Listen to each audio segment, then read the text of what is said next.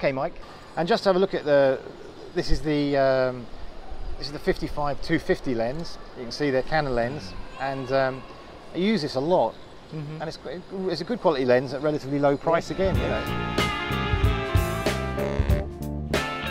And it extends all the way there. You can see there from 55 extends up to 250. So that gets you a nice tight shot on subjects, even from a distance. Yes. And I think the advantage of that is we'll see in some of the shots. There's several advantages of using that, isn't there? You were showing me actually, and one of the advantages, obviously, you can get a nice crop shot even from a distance, so you don't have to be right in the model's face. Yeah.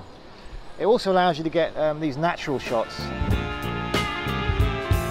say at weddings and that, where you want to be getting what they call candid shots of guests, whatever, so you can get a shot which is natural because they don't think you're even shooting them. Yeah. A bit like the paparazzi do, a little bit. So at that end of the range, it will be all natural. All natural stuff.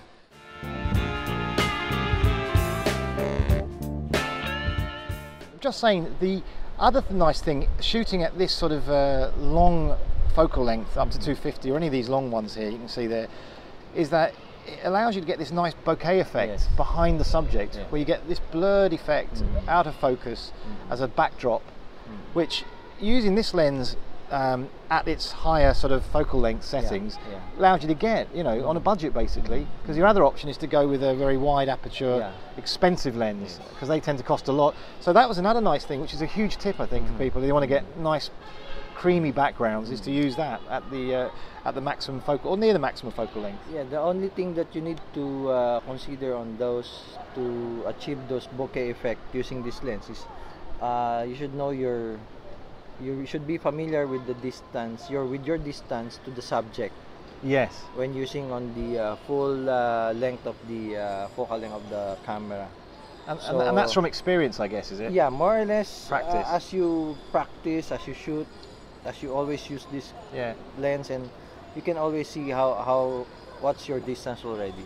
And I see, and you go back and forth, close and back from the subject a lot using the lenses, you know, and different focal lengths all the time to get different shots. Because sometimes the distance will make the difference, will make a little bit of a big difference in achieving the bokeh effect that you want. Really? Yeah. Yeah. With this lens. With that lens. Unlike with the prime lens, it's easy. You stand here and then you shoot. You already got the bokeh. It's already there. Yeah. No, I agree. No need to adjust your distance or whatsoever. Yeah. But with this, you just have to really go back and forth a bit. But the thing is, as long as you do it, you can achieve it. You can, yeah. It's not necessarily the exact result, but then... Well, we'll see probably in the shoot some of the pictures you did from the shoots, examples of how you did that shot, you know, but that's basically what you do.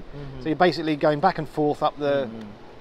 and different distances, checking the shots, aren't you? Because even though you're not in the full focal length, with your distance, let's say you're shooting in 135, and then with your distance, considering your distance, you can still have a bokeh effect, or a blurring effect on the background.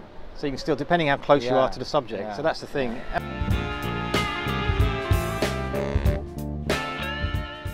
You probably on this. So what you would do, you position yourself and you take maybe a shot, different one there, maximum. Then you might do another one from the same distance, so you get different crops of the shot. Yeah. Is that what you do? But basically. Yeah.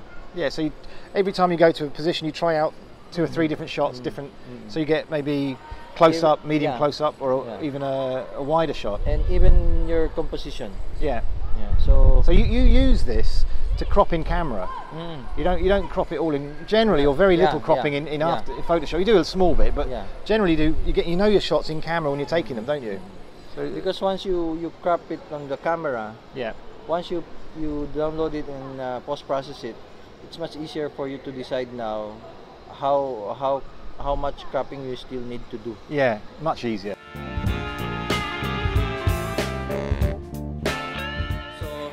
You can use the maximum focal length of the lens, which is 250, in shooting it. So you just have to focus, and then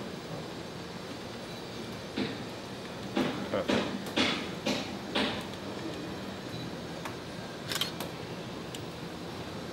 Yeah, nice close up there. And Mike, you've got just on the settings again on that. We're using. I'm using a 200 ISO. Yeah.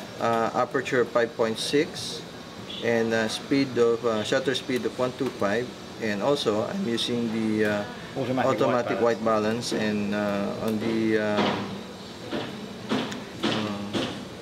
this metering, the evaluative metering. So it's a normal metering. Yeah.